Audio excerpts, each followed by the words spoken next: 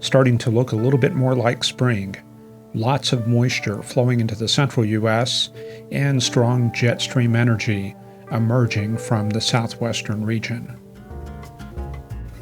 The world's hotspot today, Rustenburg, South Africa, 113 degrees. And the first random street view image that I look at has wildfire scars. Russia taking 2 records for the cold, one in Antarctica, the other in Siberia. Dalyunk here, minus 51 this morning on that lonely bridge. I figured I would start with the upper air, showing troughing in an upper level low across the Salt Lake City area, strong jet stream energy rounding the west and south side of that trough right into Texas and Oklahoma. The surface chart shows we have a very active pattern there in the central U.S. Dry line is pushed through Oklahoma City, approaching Fort Worth, and approaching Del Rio.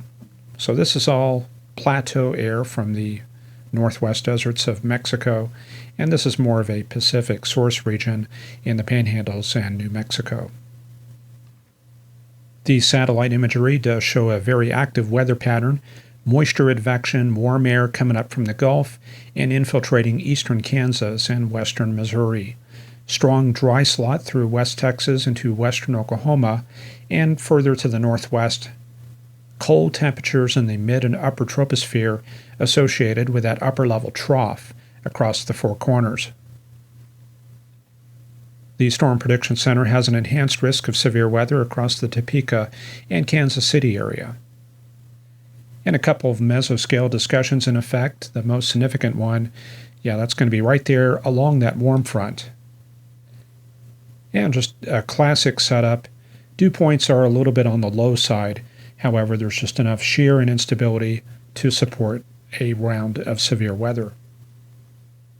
In the northeast region, a weak frontal system moving through New York. Some stratocumulus and altocumulus associated with that, but the stronger dynamics remain up in Quebec. The southeastern U.S. also fairly quiet, ridging across the Carolinas and Georgia, but on the other side, that's where we have the deep southerly flow coming up from the Gulf. And as we head west, we get into the stronger upper dynamics. I've started this out at 6 a.m. We're looking at 500 millibar heights and vorticity. It's a very good chart for looking at upper dynamics. We see a channeled flow coming in from Oregon into Arizona. Divergent left front quadrant across the Four Corners area and kind of broken up as you go to the east. But that rapidly consolidates across Kansas as we go into the evening hours. There's all that lift emerging across the Central Plains. The main polar front jet this evening running about like that right there. In Texas and Arkansas, that remains under the equator side of the jet, and we tend to get a little bit more subsidence and retain that capping, so we're not really expecting much south of the jet. Then going into tomorrow, we see that upper level low really shear off across Arizona and Las Vegas. Then out in the plains, possibly another round of severe weather, broad polar front jet running across that region. The main area that we're focusing on is basically in here, northeast Texas, up into the Ozarks. However, just a little bit of ridging from southeast Texas into western Oklahoma, the subsidence downstream that could support a continuation of any capping that's in place. So things will have to be watched tomorrow. Very subtle situation. In the southwestern U.S., there is going to be a lot of weather there over the next couple days. I'm going to go ahead and run this through going into tomorrow. So there's where we're going to be at tomorrow afternoon. You can see the models do break out some storms in the Ozarks and the mountains of southeastern Oklahoma. Again, the upper level support a little bit uncertain. Further to the west, it was very hard for me to pick out any boundaries. We do see a reflection of the upper level low. There it is right there around Las Vegas. And in between, baroclinicity in the mid and upper levels, but just not really finding any obvious boundaries, and I didn't want to start inventing stuff. However, we do see a surge of cold air moving southward. Let's zoom in on this area. I've got some special charts lined up. So this is going to be the isobars and the winds. The barbs, those are going to be the sustained winds. The gusts, that's going to be indicated by the colors. So you can see the 40-knot gusts across southern New Mexico.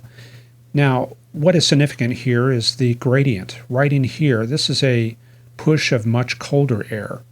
And looks like another gradient right through here. You're going to see those work southward and affect the weather in Arizona and New Mexico. So going into the overnight hours, you can see the winds picking up there in Nevada, spreading into Las Vegas. There it is, that band of stronger gradient for midnight. So we're going at 3-hour steps. And this goes into 9 in the morning. Cold air spreading in through Las Vegas down to Lake Havasu City, and another surge through the Rockies of Colorado. And that's going to move southward along the Front Range. So we're going to get those canyon winds going, and there is the potential for high winds around the Albuquerque area for later tomorrow. You can see the 30-knot gusts indicated by the models, but this does not account for locally stronger winds, so we could see some gusts up near 60 to 70 miles an hour. There's how things look at midnight tomorrow night, so continued through the evening into the Four Corners area, and gusty winds continuing as well around Las Vegas. And with so many areas to cover, I forgot to mention the Sierra Nevadas. They're going to be seeing high winds as well, also in the Los Angeles area. And in Texas, there comes that front barreling south. That's going to be for tomorrow night. Then we go into the day on Friday. Cold air plunging south into Texas and banking up against the Continental Divide. Looks like those winds blowing out of the east at El Paso and Albuquerque through Friday morning. So a lot of effects there across the Four Corners, West Texas, and southeastern Arizona as well. And with that cold air advection, frontogenesis, height falls aloft, upper level low, we're going to see a lot of wintry weather across the Rockies. You can follow along here. This is going to be for midday tomorrow.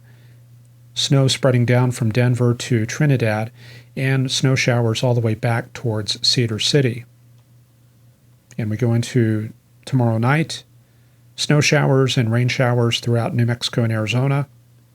And we go into Friday there, snow showers possibly as far south as Truth or Consequences and around Safford. Here's a look at the forecast snowfall totals from the National Digital Forecast Database. About 2 to 4 inches along Interstate 40, near the Continental Divide, heavier in the mountains, up to 26 inches in Arizona, but around Show Low, maybe about 1 inch, and 6 inches around Flagstaff.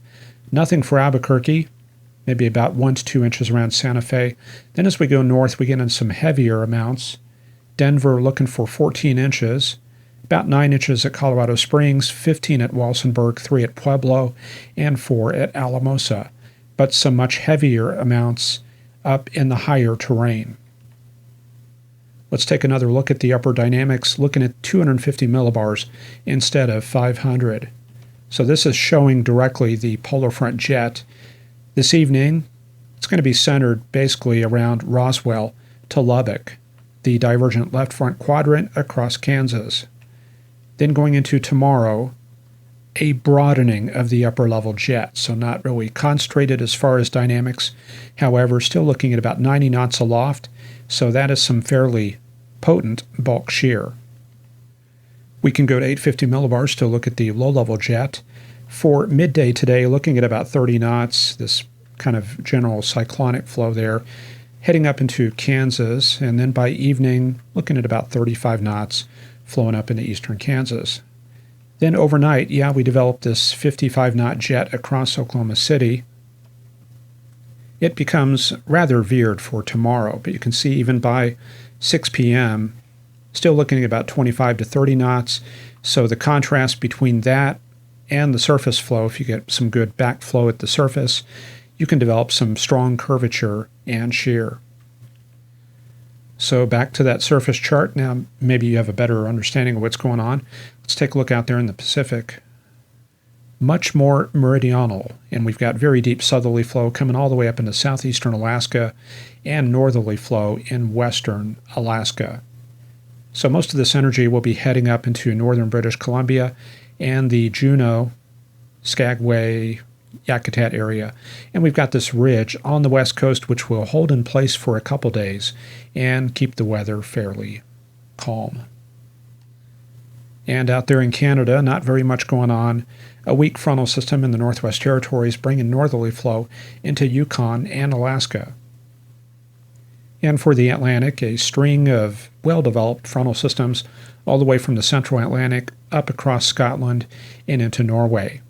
Not much weather going on in Western Europe. Most of the hot spots are in the UK and Scandinavia. And before we head into the forecast, let's look at that precipitable water. We're dealing with tons of moisture. This is some crazy high precipitable water values for this time of year. You can see by tomorrow 1.5, 1.6 into southeastern Oklahoma, and it just gets worse for Friday, 1.7 in Louisiana. That's 99th percentile to all-time maximum for March. So this is definitely anomalous, all that purple. Gradually, some of it clears out by Saturday, but another surge coming up into Texas for the weekend. So looking at more wet weather in Texas, or at least tropical air in place all the way through Monday and Tuesday. We put the maps into motion going into the midnight hours. Storms in northeastern Kansas will probably spread northeastward into Iowa and Illinois along that warm front. This wave will move northeastward up along that polar front, and then this cold front here, that's going to transition into a quasi-stationary front going into tomorrow. A lot of unsettled weather further out to the west with those cold surges coming south and the upper level low wreaking havoc on the air mass across that part of the country. More storms for tomorrow. Looks like that's mostly going to be in the Ozarks. And then going into the weekend, a surge of cold air coming down through the central U.S. into the Midwest. And then we get a very strong Alberta clipper coming out of central Canada for the weekend. That's going to mostly affect the Great Lakes and Midwest, with a little bit weaker cold air spreading into the southern U.S. So most of the bitterly cold air, that's going to be heading into Pennsylvania, Ohio, and New York. So that brings us to Monday and Tuesday. Remains unsettled in Texas, plenty of tropical air on tap, and this area of height falls, pressure falls, and backflow will help drag some of that tropical air out there into West Texas, so probably some much-needed rain around Lubbock and Midland. Then going into midweek, kind of a stagnant weather pattern, and then we'll have to keep an eye on this system up to the north. Looks like a lot of cold air generation in Canada, but I'm not too sure if that's going to come down. The forecast is very ambiguous beyond midweek next week. That's all for this edition of Forecast Lab. I apologize for not being here last Friday. I did have a family emergency to deal with. Hopefully we'll be back to normal this week, and if everything goes as planned, we will see you back here on Friday for another edition of the program. Again, your support is needed. Please consider being a Patreon supporter or picking up a book or a software program at Weather Graphics. All right, thanks for watching, and we'll see you here in a couple days. Take care. Bye-bye.